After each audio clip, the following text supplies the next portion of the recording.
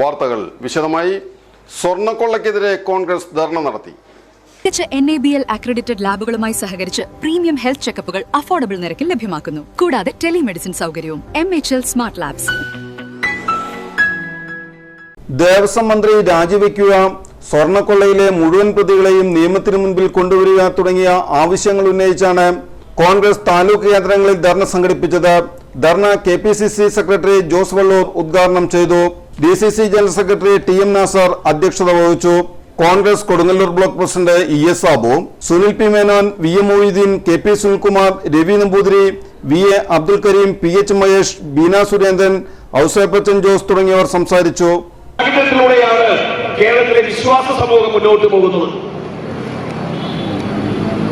ദൈവങ്ങൾക്ക് പോലും രക്ഷയില്ലാത്ത ഒരു കാലഘട്ടം. പരിപാലനമായ ശബരിമലയെ വിൽപ്പന ചരക്കാക്കി ശബരിമലയിലെ സ്ഥാവര ജംഗമ വസ്തുക്കൾ മുഴുവൻ കൊള്ളയടിച്ച് കോടാനുകോടി രൂപ വിലമതിക്കുന്ന സ്വർണ്ണാഭരണങ്ങൾ മുഴുവൻ കളവ് ചെയ്തവർ കേരളത്തിലെ മാർക്സിസ്റ്റ് നേതാക്കന്മാർ,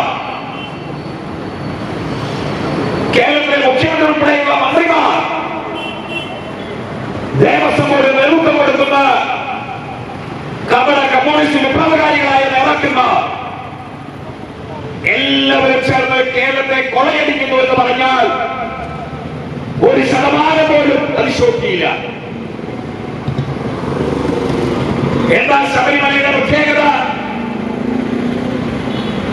പരിപാലനമായ ശാസ്താവിന്റെ ക്ഷേത്രം എന്ന് പറഞ്ഞാൽ ഒട്ടേറെ പ്രത്യേകതകളുള്ള, ഒരുപാട് പ്രാധാന്യങ്ങളുള്ള ഒരു വലിയ ക്ഷേത്രം, നൂറ്റാണ്ടുകളുടെ പഴക്കമുള്ള, ഒരുപാട് പൈതൃകവും പാരമ്പര്യവുമുള്ള പുണ്യപുരാതനമായ ക്ഷേത്രമാണ് ശബരിമല.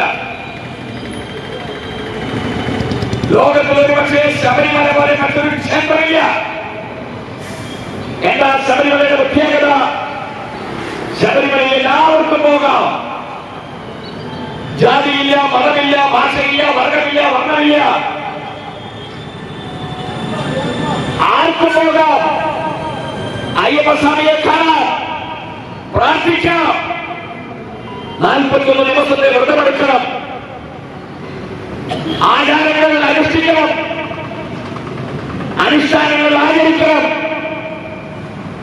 നോൺ വെജിറ്റേറിയൻ ഭക്ഷണം പൂർണ്ണമായി ഒഴിവാക്കണം. എല്ലാവർക്കും പോകാവുന്ന പുണ്യപുരാതനമായ ക്ഷേത്രമാണ് പരിപാവനമായ ശബരിമല. 1999 അന്നത്തെ കൊടീശ്വരനായ വ്യവസായി വിജയ് മല്യ 44 കിലോ സ്വർണം ശബരിമലയിൽ വഴിപാടായി കൊടുത്തു. 44 കിലോ സ്വർണം അന്ന് കൊടുക്കുമ്പോൾ ആ സ്വർണത്തിന്റെ വില 1 കോടി രൂപ. ഇന്ന് 44 കിലോ സ്വർണത്തിന്റെ വില 44 കോടി രൂപ. ആ സ്വർണ്ണാഭരണങ്ങൾ ഉപയോഗിച്ച്